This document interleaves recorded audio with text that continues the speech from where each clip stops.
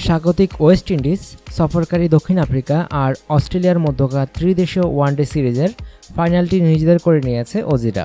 Final ম্যাচে স্বাগতিকদের 58 রানে হারিয়েছে স্টিভেন স্মিথ বাহিনী।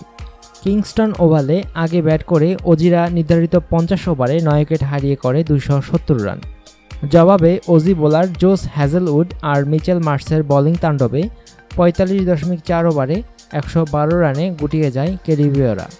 অস্ট্রেলিয়ার হয়ে ইনিংস সর্বোচ্চ অপরাজিত 57 রান করেন উইকেট রক্ষক ব্যাটসম্যান ম্যাথু ওয়েড। এছাড়া ওপেনার ওসমান খাজা 14, অ্যারন ফিঞ্চ 47 রান করেন।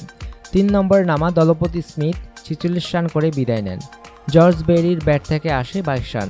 32 রান করেন মিচেল মার্স।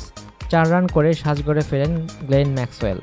ক্যারিবীয়দের হয়ে 2টি করে উইকেট তুলে নেন জ্যাসন হোল্ডার এবং শ্যানন গ্যারিভিয়েল। 271 রানের টার্গেটে ব্যাটিংয়ে নেমে ওয়েস্ট ইন্ডিজের ওপেনার আন্দ্রে ফ্লেচার 9 রান করে বিদায় নেন। আরেক ওপেনার জসন চার্লস করেন 45 রান। এছাড়া ড্যারেন ব্রাভো 6, স্যামুয়েল 6, রামদিন 40, পোলার্ড 20, দলপতি holder 34, Brathwaite 14, Sunil Narayan 23 run করেন।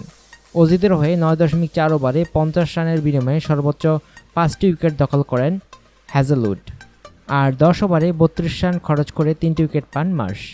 অনুগ্রহপূর্বক সংবাদটি শেয়ার করুন এবং খেলাধুলার সর্বশেষ খবর জানতে স্পোর্টস লাইট সাবস্ক্রাইব করে রাখুন। ধন্যবাদ।